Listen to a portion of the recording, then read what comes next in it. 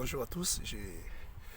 Vous allez m'excuser, il y a un très grand soleil ce matin qui, de temps en temps, mon visage serait un peu froissé pour échapper, éviter un peu ces rayons soleil. En fait, je voulais rassurer, mais en même moment, dire que c'est vrai, hein, ces derniers moments, par rapport à cette pandémie de coronavirus, le monde se réveille de plus en plus avec beaucoup d'incertitudes et beaucoup de peurs. C'est tout à fait normal. Notre système de sécurité est fondé sur les évidences, c'est-à-dire sur nos autorités, sur nos labos de recherche, sur nos produits pharmaceutiques et sur tout ce qu'on met à notre disposition pour assurer notre sécurité. Mais quand ces derniers est en train de se fondre du jour le jour, c'est tout à fait normal que la peur et les incertitudes gagnent le terrain. C'est vrai parce que nous ne savons pas exactement qu'est-ce qui sera fait, qu'est-ce que notre lendemain, les jours à venir seront exactement faits. C'est tout à fait normal qu'il y ait cette peur. Mais aussi, je voulais rassurer à plus d'un, à ceux qui sont en train de me suivre, qu'il y a un Dieu dans les cieux qui voit tout et qui contrôle et qui sait tout. Il y a un Dieu qui est le maître des circonstances et des temps. Et il y a un Dieu qui est capable de tout et qui opère même au-delà de tout ce que l'homme peut avoir comme moyen. Parce que son agir ne dépend pas de nos évidences, et ni moins de nos capacités à nous, étant humains.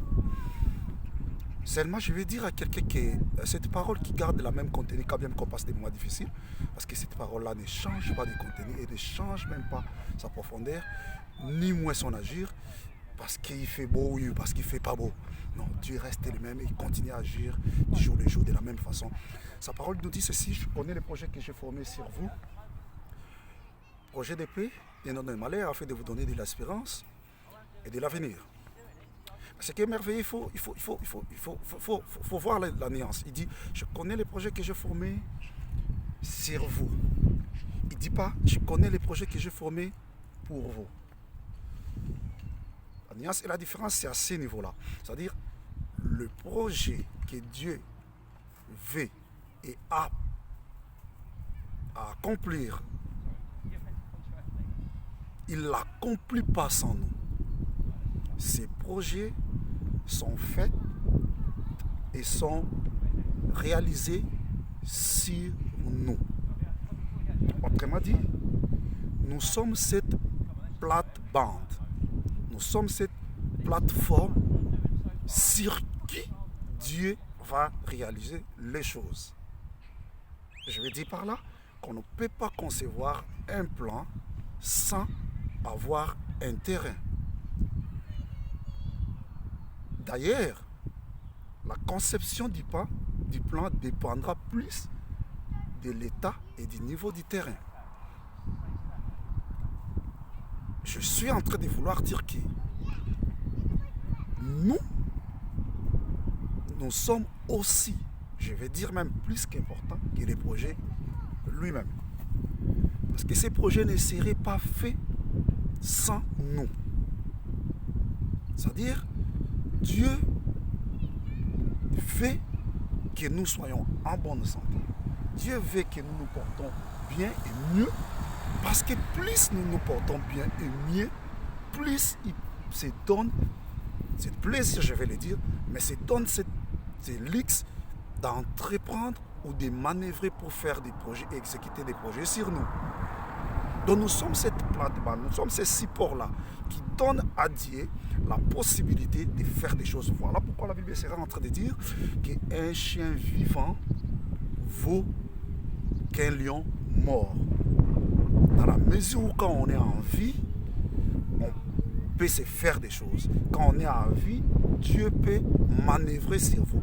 Quand on est en vie, Dieu peut refaire des choses avec vous. Quand on est en vie, Dieu peut faire une restauration. Quand on est en vie, Dieu peut donner des bénédictions. Quand on est en vie, Dieu peut se donner beaucoup de choses et se faire beaucoup de choses avec nous en vie et en bonne santé. Voilà pourquoi je suis venu dire à quelqu'un ce matin: n'entre pas dans ce genre d'ineptie, passez-moi l'expression et des superstitions qui dit que nous on est enfants de Dieu, ces choses-là nous ne tiendront jamais, pourquoi on fait ceci, pourquoi on nous interdit cela. Écoutez, Dieu sait que nous sommes simultanément corps et esprit.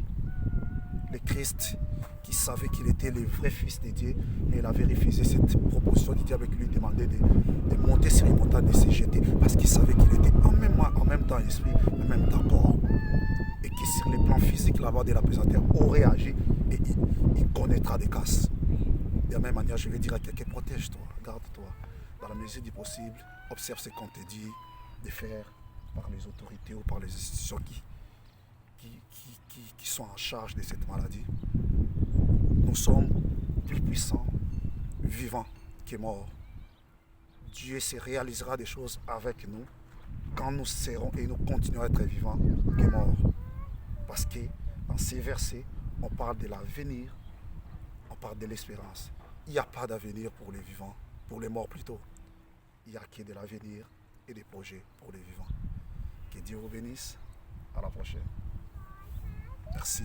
Au revoir.